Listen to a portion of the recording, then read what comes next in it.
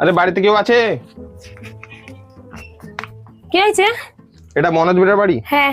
ওনার নামে যে মিটারটা আছে, দুটো কারেন্টের বিলের টাকা বাকি আছে। হ্যাঁ, বাকি থেকে গেছে, কারণ আমাদের এদিকে না বন্যা হয়েছিল আর চাষবাসের প্রচুর ক্ষতি হয়েছে, সেই জন্য টাকা নেই আর বিলও দেওয়া হয়নি, কিন্তু আমি 2 মাসের ভিতরে ক্লিয়ার করে দেবো। এরকম বললে তো হবে না, সরকারি একটা রুলস আছে, আজকের মধ্যে টাকা দিতে হবে। দেখো ভাই, তোমরা চাইলে কিছু একটা করতে পারবে, তো আমি 2 মাসের ভিতরে ক্লিয়ার করে দেবো, আমাকে একটু টাইম দাও।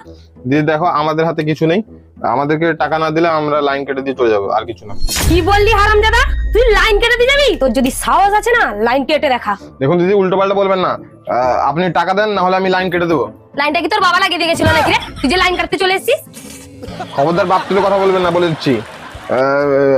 আপনি এক তো টাকা দিচ্ছেন না, আরো উল্টো পাল্টা বলছেন। আমি যাচ্ছি লাইন কেটে দেবো আপনার। চল, যদি দম আছে লাইন কেটে দেখাবি। আমি কেটে দেখাবো। চল। এখনো টাইম আছে, টাকা দেবেন না লাইনটা কেটে দেবো?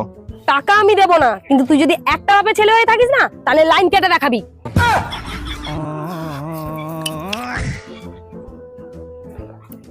লাইনটা কেটে দিয়েছিস? তো কাটবো নাকি? এটা কি তোমার বাপের সম্পত্তি যে ফ্রিতে কারেন্ট নিয়ে চালাবে? কারেন্টটা আমার বাপের না, কেটেছিস ভালো কথা, কিন্তু এই জায়গাটা আমার মেয়ের বাপের। যদি দম আছে নিচে নেমে দেয়, তোকে যদি আঁশ বটি দিয়ে টুকরো টুকরো না করেছি, তাহলে আমার নামও মঞ্জুলিকা না।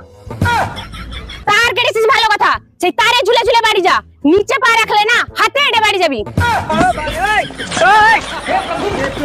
हे हरि राम कृष्ण जगन्नाथ प्रेमानंद, ये